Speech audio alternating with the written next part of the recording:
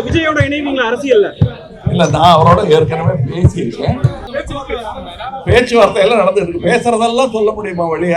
அரசியலுக்கு வரணும்னு சொன்ன முதல் வரவேற்பு குரல் என்னுடைய குரலாக தான் இருக்கும். இந்த ஆபீஸ்ல தான் நடந்தது. எந்த பாட்டிலையும் நான் கையெழுத்து போட்டு யாருக்கு அது உங்களுக்கு யாரு கொடுப்பாங்கன்னா கொடுக்கறதுக்கு ஆள் இருக்காங்க. அடுத்த படம் பண்ணி கொடுக்குறேன்னா பாட்டில கையெழுத்து கொடுக்குறோம். நல்ல செய்தி இருக்குன்னு சொன்னீங்க, கூட்டணி குறித்த அறிவிப்பு எப்போ? அது நல்ல செய்தி உடனே வந்துடாது. கெட்ட செய்தி தண்ணியில வரும், நல்ல செய்தி லெட்டர்ல தான் வரும். வந்த உடனே உங்ககிட்ட அதை நடந்துட்டு இருக்கு, பேசிக்கிட்டு இருக்காங்க. ஆனா அது வந்த உடனே, அது நிகழ்ந்த உடனே உங்ககிட்ட சொல்லாம தப்பிக்கவே முடியாது. சொல்லித்தான் நாங்களும் சொல்ல வேண்டியது என் கடமை. சார், முழுநேர அரசியல்வாதி அப்படிங்கிற ஒரு விஷயத்த சொன்னீங்க. உங்க தம்பி விஜய் சினிமாவை கிளிக் பண்ணிட்டு முழுநேர அரசியல்வாதியா வரப்போறேன்னு சொல்லியிருக்காரு. அது அவர் இஷ்டம். அவர் செய்யற சினிமா அவர் பாணி, நான் செய்யும் விஷயம் என் பாணி. இவருக்கு கவிஞர் சேகன் ஒரு மாதிரி பாட்டு எழுதுவாரு, நான் ஒரு பாட்டு எழுதுவேன், வைரமுத்து ஒரு மாதிரி பாட்டு எழுதுவாரு. அவர் எப்படி எழுதுறாருன்னு கேட்கக்கூடாது. அவங்களுக்கு வரும் மொழி வர்ணை, அவங்களுக்கு பிடித்த விஷயம், அதை செய்து கொண்டிருக்கிறோம். தம்பியோட இணைய திட்டம் இருக்கா? விஜயோட இணைவீங்களா அரசியல்ல? இல்ல, நான் அவரோட ஏற்கனவே பேசியிருக்கேன். அரசியலுக்கு வரணும்னு சொன்ன முதல் வரவேற்பு குரல் என்னுடைய குரலாக தான் இருக்கும். இந்த ஆபீஸ்ல தான் நடந்தது.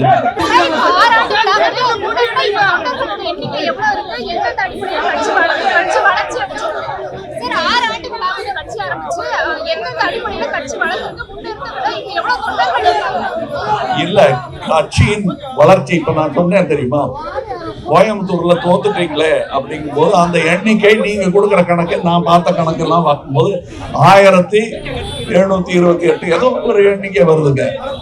அது அல்ல தோல்வியின் எண்ணிக்கை. 90,000 people ஓட்டே போடல. அதுதான் ஜனநாயகத்தின் தோல்வி. கமல்ஹாசன் தோல்வியை விடுங்க, அது கடைசி பட்சம்.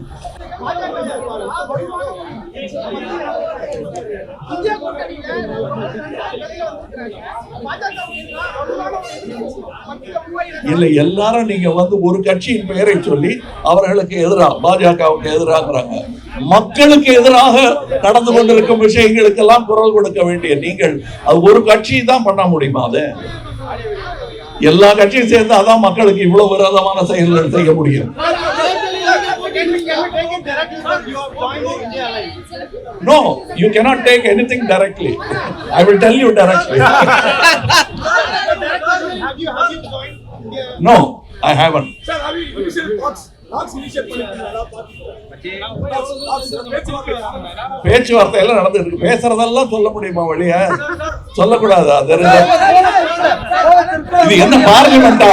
நினைச்சதெல்லாம் பேசுறதுக்கு மரியாதையா இருக்கணும்.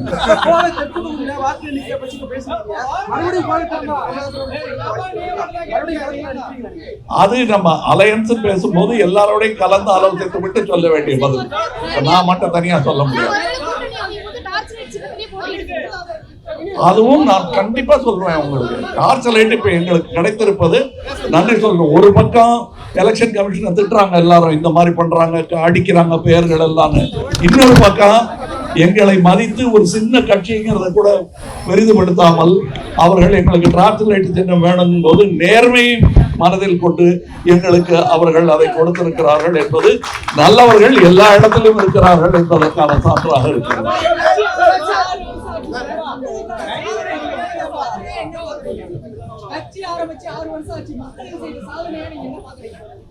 இன்னும் நாங்க பாண்டுல கையெழுத்து போட்டு வாங்கல எதுவும். அது முதல் சாதனை, கடைசி சாதனையும் அதுதான், ஏன்னா உச்சகட்ட சாதனையும் அதுதான். எந்த பாண்டிலையும் நான் கையெழுத்து போட்டு யாருக்கும் அது உங்களுக்கு யாரு கொடுப்பாங்கன்னா கொடுக்கறதுக்கு ஆள் இருக்காங்க. அடுத்த படம் பண்ணி கொடுக்குறேன்னா பாண்டில கையெழுத்து போட்டுறோம். கான்ட்ராக்ட்ல கையெழுத்து போடுறவங்க ஒரு 10 கோடி ரூபாய் கொடுக்க மாட்டாங்களா? ஆனா வாங்கல. அங்கிருந்து ஆரம்பித்த பல சாதனைகள் இருக்கிறது.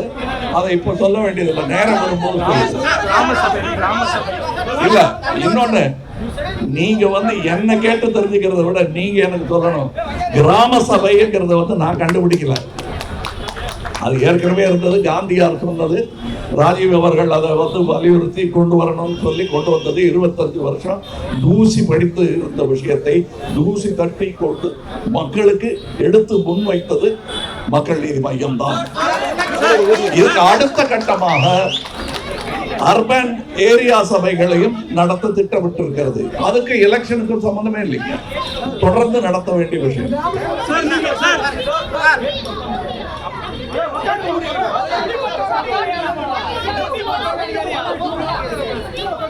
It can be faster. I've been watching other nations who have been behind by 30 years as compared to India. But we are moving slowly because we are full of hyperbole and very little action. நான் தான் ஏற்கனவே ஒரு 1.5 மணி நேரம் வீடியோவில் சொல்லியிருக்கேன், அதை திருப்பி இங்கே சொல்லணுமா? நன்றி.